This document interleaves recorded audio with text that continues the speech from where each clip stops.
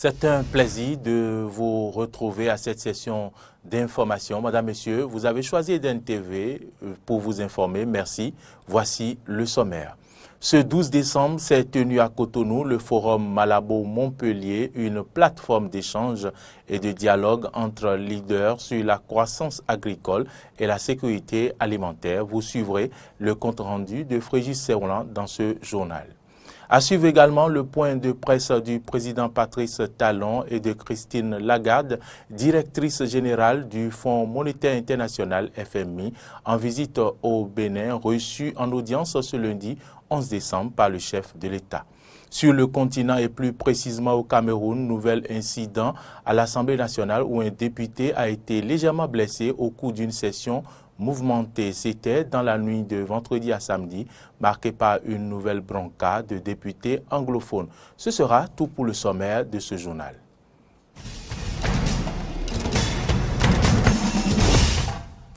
Bienvenue à toutes et à tous. Ce mardi 12 décembre s'est tenu à Cotonou le forum Malabo-Montpellier en présence des ministres béninois du Plan et du Développement et de son homologue de l'agriculture, mais aussi du vice-président du Malawi. Ce forum est une plateforme d'échange et de dialogue entre leaders sur la croissance agricole et la sécurité alimentaire. Suivons le compte-rendu de Frégis Seroulan et de Romaric Devauchy. Croissance agricole et sécurité alimentaire en Afrique, c'est le thème du forum Malabo-Montpellier ouvert ce 12 décembre à Cotonou.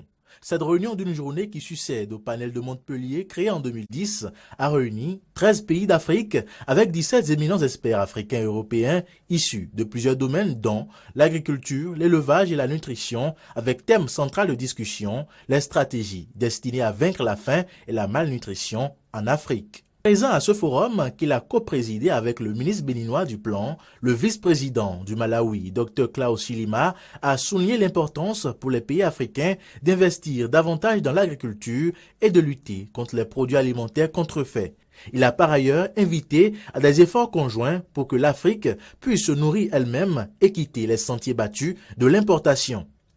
Le Bénin, qui porte un grand intérêt aux résultats des échanges de ce forum, a par la voix de son ministre de l'Agriculture mis l'accent sur son importance. Les enjeux économiques et stratégiques concernés par cette rencontre sont donc très grands et se situent au cœur de la souveraineté même de nos pays pour lesquels le secteur agricole demeure le secteur prioritaire, pourvoyeur d'emplois, de richesses et de ressources alimentaires ainsi que de matières premières. Quant au ministre du Plan et du Développement béninois, Abdoulaye Biotchane, qui a co-présidé le forum Malabo-Montpellier, il a dressé le tableau sombre de la nutrition en Afrique avant de présenter celui du Bénin non moins reluisant, tout en précisant les efforts du gouvernement de Patrice Talon pour pallier le mal. Au Bénin, mon pays, le niveau de la malnutrition chronique des enfants de moins de 5 ans est de 34%. Ce taux se situe au-dessus de 30%, seuil jugé critique par l'OMS. Notre gouvernement, face à ces situations, a engagé sa responsabilité à travers son programme d'action et l'adoption d'un plan stratégique de développement du secteur agricole 2017-2025. L'adoption de ce plan stratégique vient confirmer le souci majeur du Bénin de réaliser non seulement l'objectif de Maputo, mais aussi de bouter la faim hors du pays, tout en faisant de l'agriculture un levier important de développement économique et social dans notre pays. Je rappelle que l'agriculture est dans le programme d'action du gouvernement le premier secteur. Plus récemment, l'exemple des cantines scolaires est aussi illustratif des actions que nous avons choisi de faire.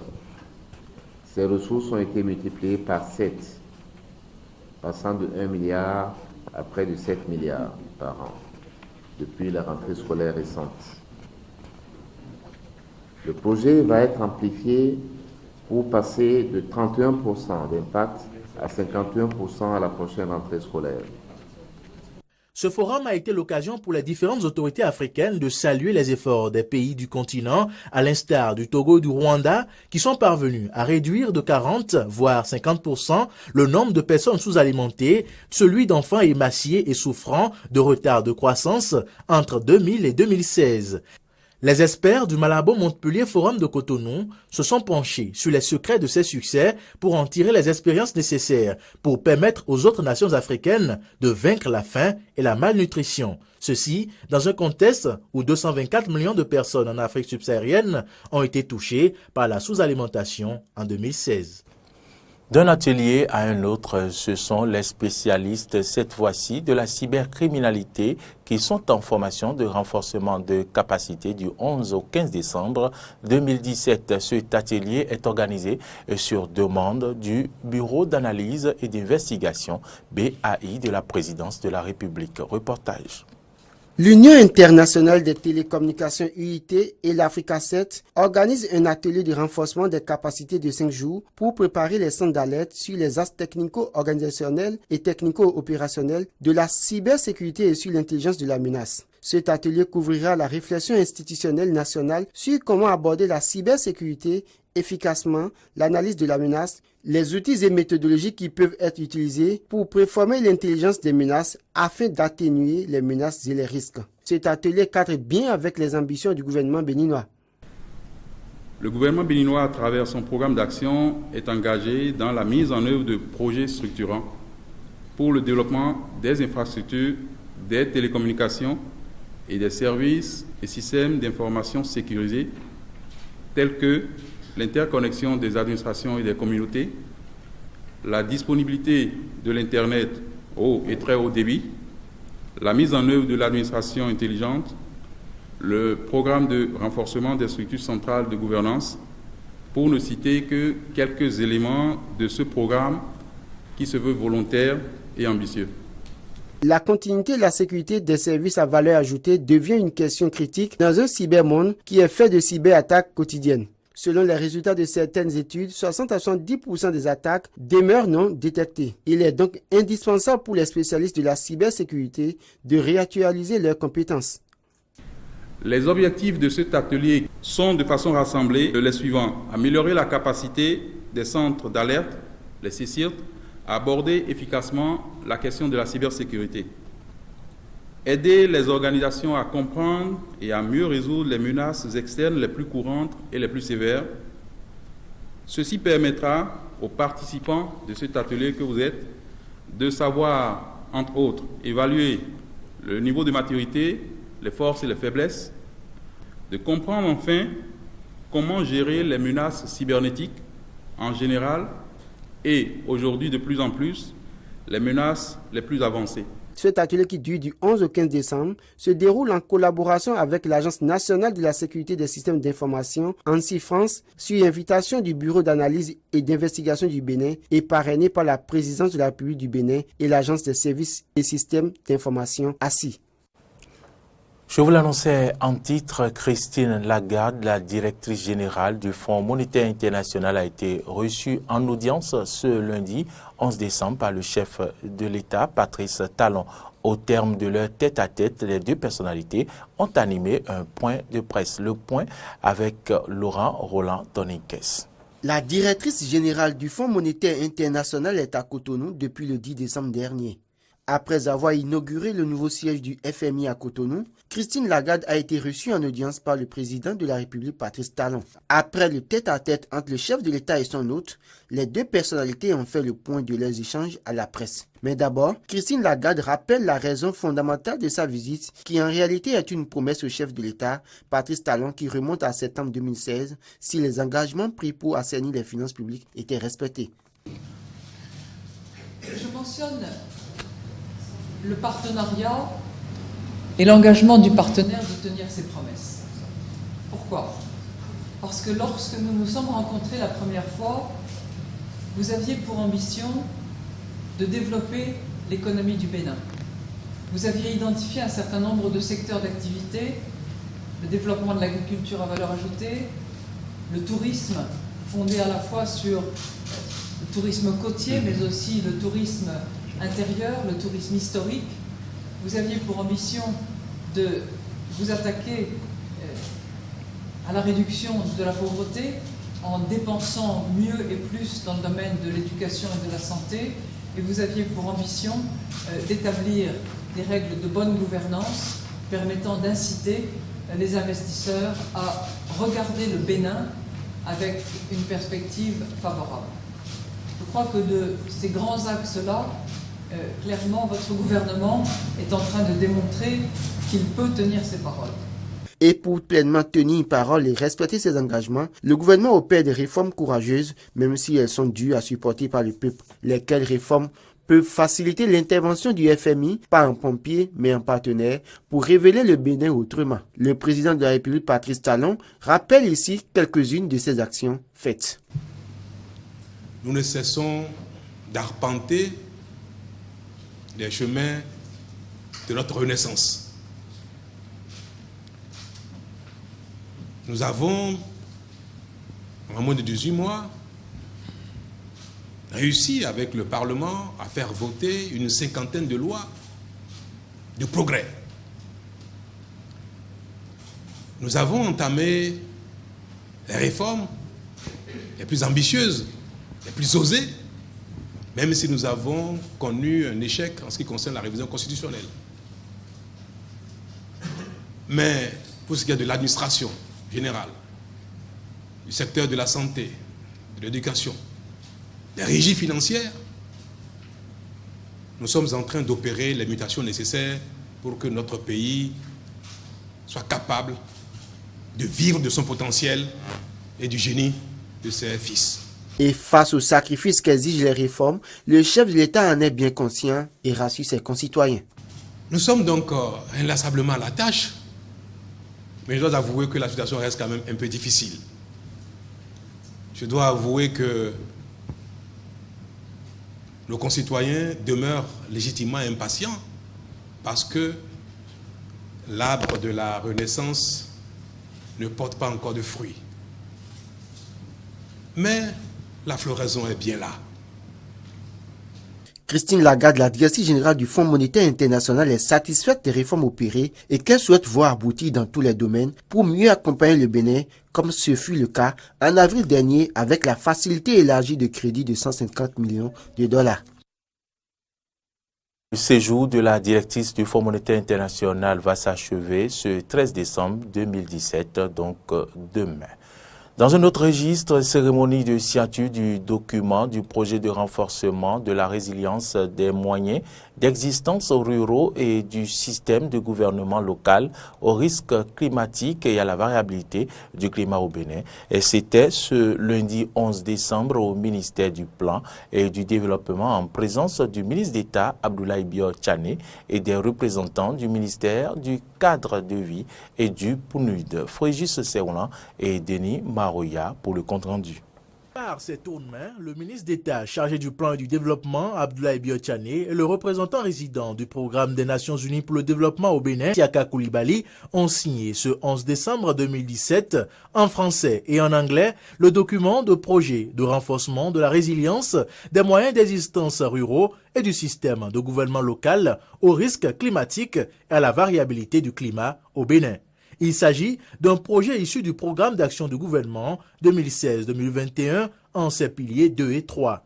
D'un coût d'environ 35 millions de dollars, dont 4,5 millions du Fonds pour l'environnement mondial, ce projet sera piloté par le Centre de partenariat et d'expertise pour le développement dirigé par Hassan Seydou. De façon générale, le projet vise à soutenir une agriculture résiliente, à mettre en place des moyens de subsistance durable et à intégrer les considérations relatives aux risques climatiques dans les processus de planification à l'échelle nationale et locale afin de réduire la vulnérabilité des communautés face aux effets néfastes des changements climatiques.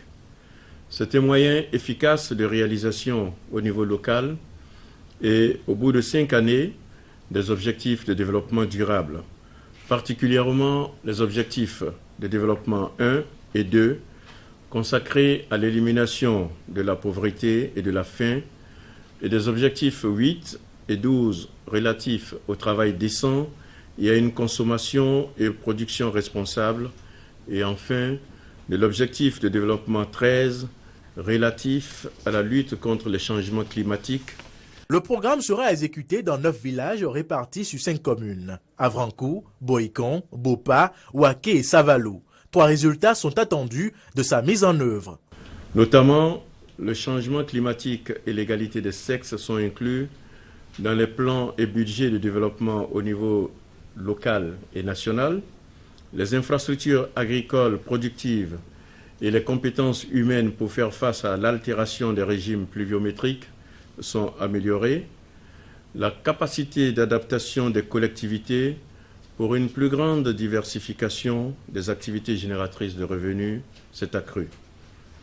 Quant au ministre d'État, Abdoulaye Biotchane, il a justifié l'urgence pour le gouvernement de renforcer la capacité des populations à faire face aux effets néfastes du réchauffement climatique. Les effets des changements climatiques n'ont jamais été aussi russes et imprévisibles. Nos populations qui peinaient déjà à satisfaire à leurs besoins les plus élémentaires sont aujourd'hui de plus en plus frappées par les effets du réchauffement planétaire.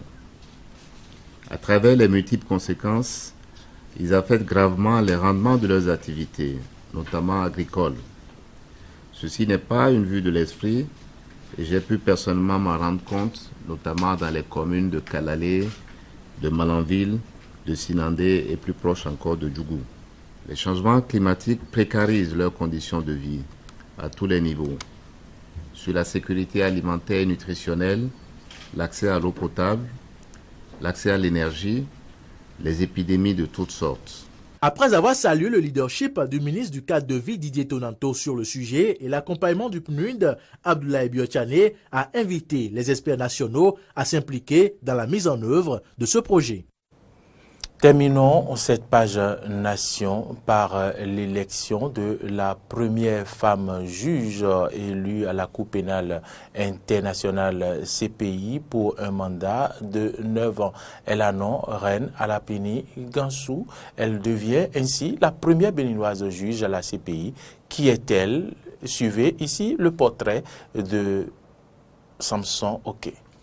Le Bénin a son premier juge à la Cour pénale internationale CPI depuis le mardi 5 décembre 2017. La béninoise Reine Alapini Gansou a été élue juge par ses pairs à la faveur de la 16e session de l'Assemblée des États parties qui s'est tenue au siège de l'Organisation des Nations Unies. Née le 11 août 1956, Reine Alapini Gansou a effectué ses études supérieures à la faculté de droit à l'Université nationale du Bénin d'octobre 1979 à juin 1983 où elle obtient sa maîtrise en droit des affaires et carrière judiciaire. Après l'obtention d'un diplôme d'études approfondies en droit et politique de l'environnement en 1999 à l'université de Maastricht, Reine Alapini devient en 2007 titulaire d'un diplôme de 3e cycle en droit de la Common Law des affaires à l'université de Lyon en France. Pendant ces différents parcours, Madame le juge s'est spécialisé en droit international et droit de l'homme, droit commercial et des affaires, droit du travail et droit pénal. Elle est auteure et co-auteure de plusieurs publications scientifiques en droit et en droit de l'homme. Au plan professionnel, Reine Alapini Gansou est avocate au barreau du Bénin depuis 1986 et enseignante de droit à l'université d'Abomey-Calavi au Bénin depuis 2000. Présidente de la Commission africaine des droits de l'homme et des peuples depuis 2009, elle en est membre depuis 2005 où elle a exercé les fonctions de rapporteur spécial sur les défenseurs des droits de l'homme jusqu'en 2009. Lauréate du prix des droits de l'homme du cinquantenaire des indépendances africaines en 2010, cette juriste de haut niveau a été de mai en juin 2011 membre de la Commission internationale d'enquête des Nations Unies sur les violences post-électorales en Côte d'Ivoire. La candidature de Rennes à la Pénicansou a été soutenu par le gouvernement béninois qui, lors de son conseil des ministres du 6 septembre 2017 dernier, a instruit le ministre des Affaires étrangères et de la coopération ainsi que son homologue de la justice et de la législation d'organiser le plaidoyer en faveur de son élection. Première femme béninoise à la Cour pénale internationale CPI comme juge, elle est élue le 5 décembre dernier. Elle occupera ce poste pour les 9 prochaines années. Une nouvelle fonction qui apparaît comme un mérite pour l'ensemble de ses actions dans la promotion et la défense des droits de l'homme. Hors du Bénin, un député a été légèrement blessé au cours d'une session mouvementée de l'Assemblée nationale camerounaise dans la nuit de vendredi à samedi, marquée par une nouvelle bronca de députés anglophones. Pendant la session du vote de la loi des finances 2018, une représentante de l'Union démocratique du Cameroun, Hermine Patricia Ndam Njoya, a lancé en l'air des éléments de son pupitre pour protester contre le refus du président de l'Assemblée de donner la parole aux élus de son parti. L'un de ces éléments a atterri sur la tête d'un député voisin, membre du Rassemblement démocratique du peuple camerounais, parti au pouvoir, le blessant légèrement sur le crâne. L'auteur du geste a présenté ses excuses aux blessés. Suivons ici la réaction d'un député de l'opposition. Hier, 12 de nos soldats et de multiples civils sont morts à Manfé. Cette Assemblée nationale ne peut pas continuer à débattre de ce budget. Que vaut le budget par rapport à la vie de nos soldats ou de nos citoyens? Ces sommes d'argent ne veulent rien dire. Je dis que ce serait dur avec le gouvernement. Le président russe Vladimir Poutine s'est entretenu lundi avec son homologue égyptien Abdel Fattah al-Sisi du conflit israélo-palestinien lors d'une visite au Caire marquée par la signature d'un contrat pour construire la première centrale nucléaire égyptienne. Dans une déclaration à la presse retransmise à la télévision publique égyptienne, Poutine a appelé à une reprise des négociations israélo-palestiniennes, notamment sur Jérusalem, que Washington vient de reconnaître comme capitale d'Israël. Écoutons le président égyptien. Les relations entre les deux pays ont une longue histoire qui est forte et continue, que ce soit d'un point de vue politique ou pour ce qui est de la coordination face aux défis régionaux ou encore des projets économiques bilatéraux comme le barrage d'Assouan au sud de l'Égypte ou les usines d'acier d'Ilouane et même la première centrale nucléaire d'Égypte sur la côte méditerranéenne. J'ai souligné auprès du président Poutine l'importance de maintenir le statut juridique de Jérusalem selon les précédents internationaux et les résolutions des Nations Unies et la nécessité d'œuvrer pour empêcher la complication de la situation régionale et les actions qui pourraient détruire les opportunités pour la paix. Allons en Sierra Leone où les adolescentes enceintes sont privées d'école et d'examen avec l'un des taux de grossesse précoce parmi les plus élevés au monde. Ces exclusions ont de graves conséquences sur l'éducation des jeunes filles. Suivez ce reportage pour mieux comprendre. À 17 ans, Fatmata est enceinte de son deuxième enfant. Elle n'avait que 15 ans lorsqu'elle a accouché de son premier. Avec sa cousine, elles ont été forcées de quitter l'école lorsque leur grossesse est devenue trop visible. Une règle imposée en Sierra Leone par le gouvernement qui considère que ces jeunes filles montrent le mauvais exemple. J'étais malheureuse parce que je ne pouvais plus voir mes amis ni les filles de mon village à l'école. Mais j'étais enceinte et ensuite j'ai dû prendre soin de mon enfant. J'aurais préféré autre chose, mais je n'ai pas eu le choix. Dans ce petit pays d'Afrique de l'Ouest, une femme enceinte sur 3 est une adolescente. Pour faire face à la pression internationale liée à ces mesures d'exclusion controversées, le gouvernement s'est vu forcé d'ouvrir des classes spécialement destinées aux jeunes filles enceintes. Elles peuvent ainsi poursuivre leur scolarité en suivant un programme très allégé et à l'écart des autres adolescents. Les jeunes pères, eux, sont épargnés. C'est contre-productif d'isoler de jeunes garçons juste parce qu'ils ont mis une fille enceinte. Les garçons ne portent pas d'enfants, mais les filles, oui, et ça se voit. C'est la grande différence.